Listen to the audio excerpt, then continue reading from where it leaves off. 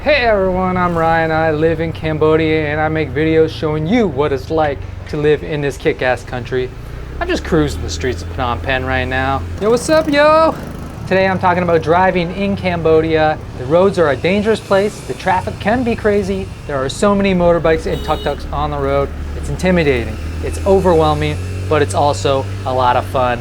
I have a scooter. I drive almost every day. I think I'm a pretty good driver. Driving is different when you're driving for, am I on a one-way street? I think I am on a one-way street.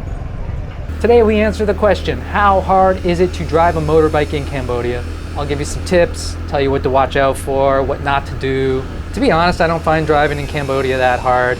I can do it with my eyes closed, but it's because I know what I'm doing. I'm not a clueless little get off the road, you crazy fool. There are a couple of key things that make all the difference, so I'll share those with you. Maybe I'll even pop some wheelies, take my scooter off a few jumps. Maybe I'll jump the Mekong. You'll have to watch till the end of the vart to find out. So let's get varted. See what I did there? Varted instead of started. This is good quality content right here. Y'all don't know people like this. Y'all don't know people like this. Y'all don't know people like this. Y'all don't know people like this. In Cambodia, if you want to drive a motorbike or scooter that's 125 cc's or less, then you do not need a license. That's great for tourists looking for a little adventure, but it also means there are a lot of untrained boneheads on the road. Maybe you're one of them. I do not recommend driving a scooter if you have no experience driving one. Cambodia is not the place to learn. If you do have experience, there's still a lot you need to prepare for. The actual rules of the road probably aren't that different from what you're used to, but the actions of the drivers, they can be totally different. Who's honking? Right? This asshole here thinks he's the fucking king of Spain. What you're used to in New York City. Yo, I'm from New York. Or maybe Boston. Let's go down to the park, bro. It'll be wicked awesome. Tom Brady, he can suck the air out of my balls no matter what team he plays for. The number one rule when it comes to driving in Cambodia is watch the road in front of you. Don't worry about what's behind you. Mirror checks are rarely used. It's all about what's in front of you. In fact, most people won't even check to see if anything's coming behind them when they pull out. They'll make right-hand turns without looking left. So you'll see very common for people to just like pull out and would not look behind them. I always look behind me.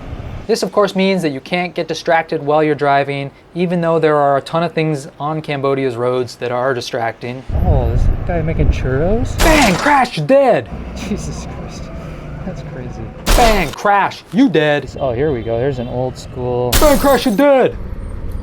Saskatchewan Rough Riders t-shirt, nice. Bang, crash, you're dead. A little policeman massage party. Bang, crash, you're dead. What is this vehicle? I've never seen that before. It's like a truck. Wicked awesome, you're dead. Hello. It's adorable. How are we gonna get through this intersection, guys? Just gonna go, slow go.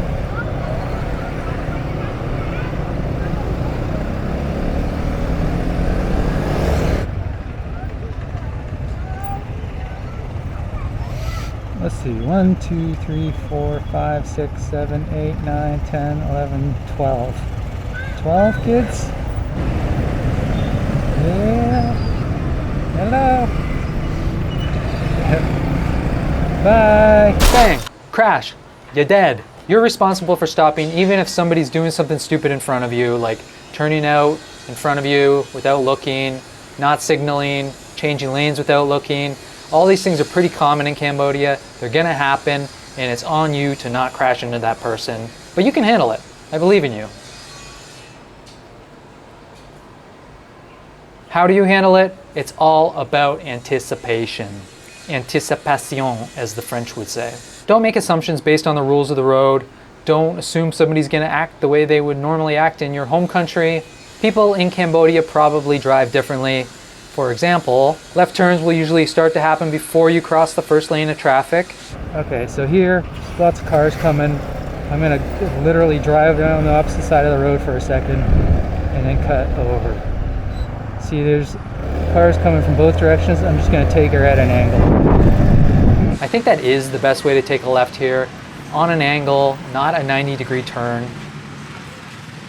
If you're stopping at an intersection to make a left-hand turn, you're stopping the flow of traffic, and it's kind of all about the flow of traffic. The closer you are to stopping when you're on a bike, the harder it is to maneuver, the harder it is to turn, to dodge things. Speed makes it easier to dodge things. Now, I'm not saying go super fast through the intersection, but you're gonna want some momentum.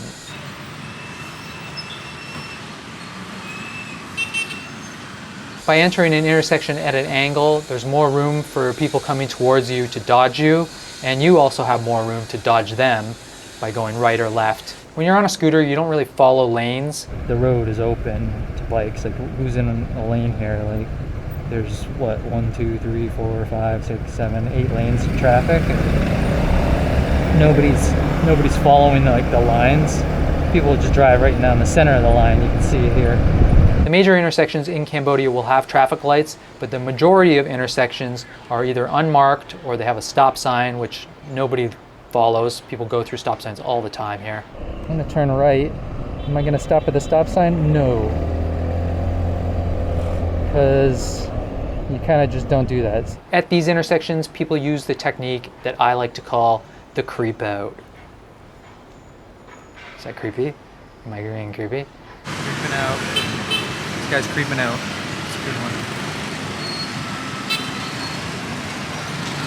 So let's look at this situation. This guy will ultimately be the one making the decision whether he's going to go for it or not. So if you're this guy who's coming towards him, just don't do anything unpredictable. If you have the space and the time to go to the right of him, then do it. Don't stop or make any quick turns.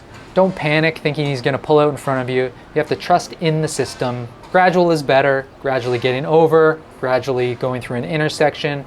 Those are way better than just sudden movements. This guy in the car is pretty bad. That's definitely a look behind. You can see that guy did it too.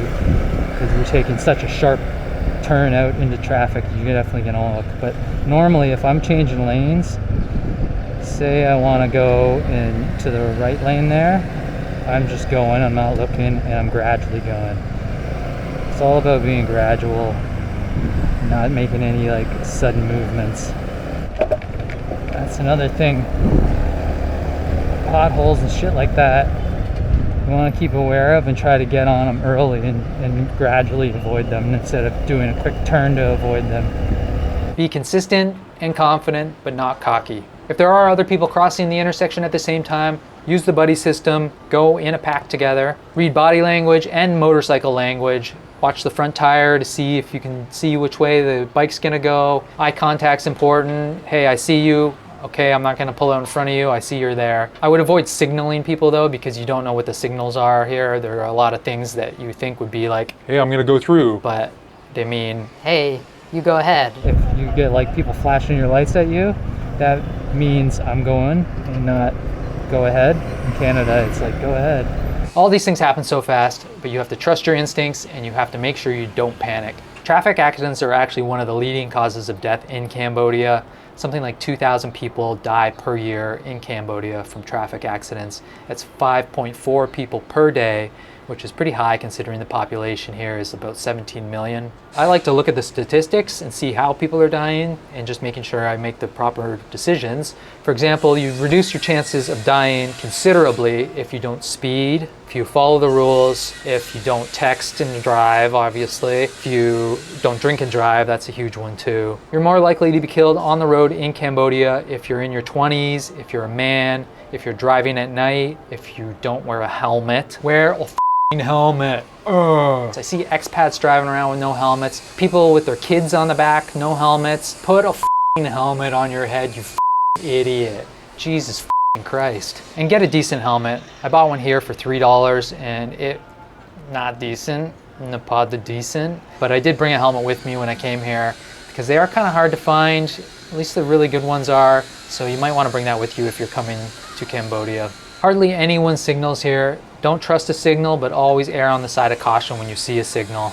You'll see a lot of people on the road breaking laws here, and maybe you'll think, I guess I can do that too. well, you can, but it is breaking the law, and you could get a ticket. I have gotten a ticket once. I did an illegal U-turn the cops were kind of hiding, and they were specifically sitting there waiting and watching for people to do that. The tickets here are different.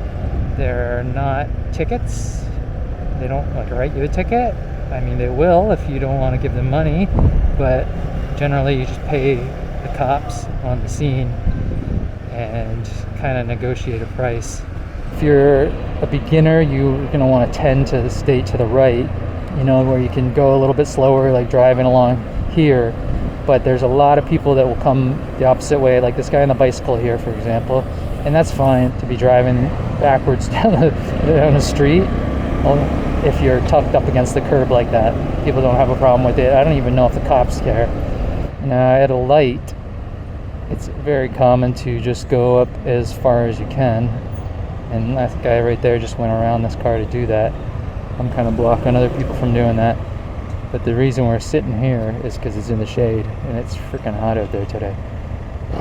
Now, sometimes you will see people from the bike, like the lane where the bikes are driving, the furthest right, take that left-hand turn and cut across the traffic. I do not recommend that.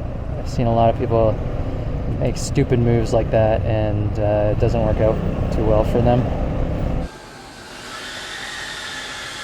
Oh good, now we got two sources of angle grinding going on. I do love the scooter life. Scooter life! I had a motorcycle in Canada, I had one in Ecuador, I had a scooter in Vietnam. I've taken courses on how to drive motorcycles. I'm pretty comfortable on the road, but that being said, it is dangerous. Of course it's dangerous, and you gotta be smart out there. But to be honest, there really isn't a need to have a motorbike or scooter here. There are so many tuk-tuks out on the road. You can get around, get anywhere you want at any time, and it's cheap. When we're done here, I want you to watch my video about taking tuk-tuks in Cambodia. I think you'll be surprised at how easy and cheap they are. And if you do decide to jump on a motorbike in Cambodia, wear a f***ing helmet, you f***ing idiot. Give your goddamn head a shake. Just put a helmet on, it's not that hard. What are you worried about getting your hair messed up? Don't you know that when you're done riding, you can take your helmet off, you put it down, you can take care, you can comb your hair. I'm out. Prefer when I'm by myself. I don't wanna hang around y'all. Pray for good health. One day I'm really gon' ball. Fuck around and buy the whole mall. Breaking that cake. Flexing 700 in the bank. Not a superhero, I don't save. Look at my face. Look at my grades. Don't match up, no love.